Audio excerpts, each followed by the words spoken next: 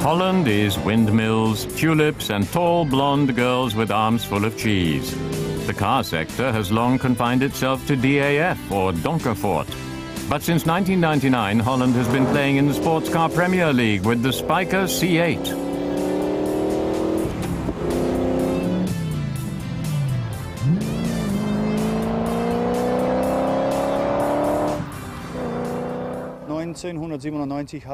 I met my partner, Martin de Bruyn, in 1997. He had already begun to build a sports car at the time, and it was such an amazing car that I thought we should develop it by going into production, and that's what we did.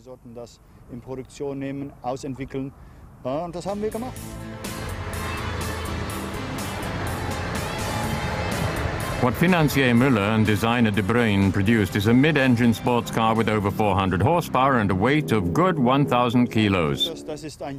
People often say it's a boy's dream. I think that's true.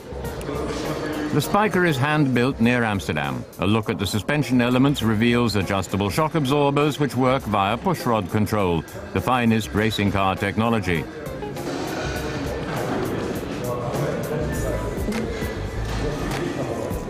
The car's heart is a V8.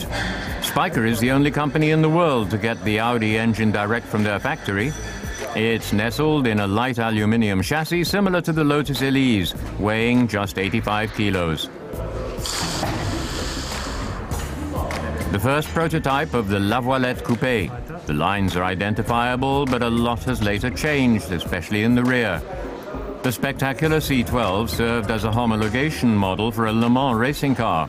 By participating in this long-distance classic, Spyker linked themselves as a car manufacturer to a long tradition. Spyker, for instance, was the first to build a six-cylinder, four-wheel drive car in 1903, and in the 20s it was called the Rolls-Royce of the continent. When Martin and I had the idea of building a Dutch sports car again, we had a look around whether we could breathe new life into the brand, and it was successful. The propeller in the Spyker logo harks back to their short time as aircraft manufacturers, as do the design's fluid lines. The bodywork, like the chassis, is made of aluminium. The Roadster's rear view, pure and uncomplicated. It reflects the overall concept.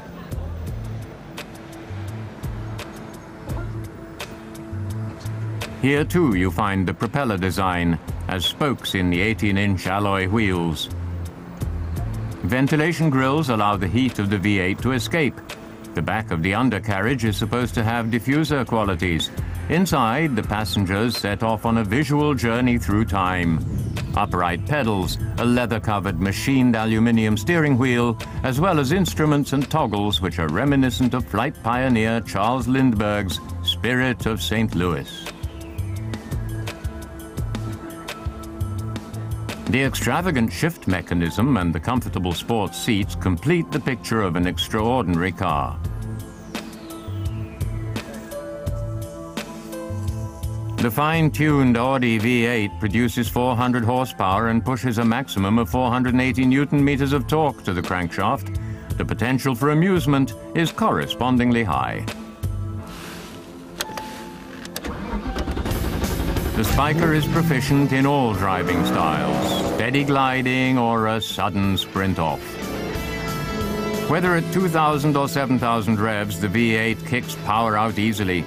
The only difference is in the tone, either a deep grumble or a shrill scream. 0 to 100 takes 4.5 seconds and the maximum speed is 300 kilometers per hour.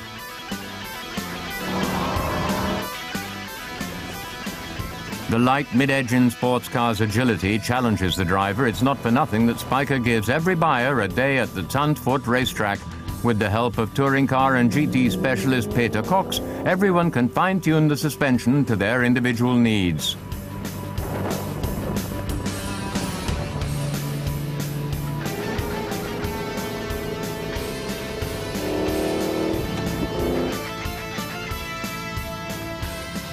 Exclusivity has its price. The Dutch propeller roadsters cost at least €250,000.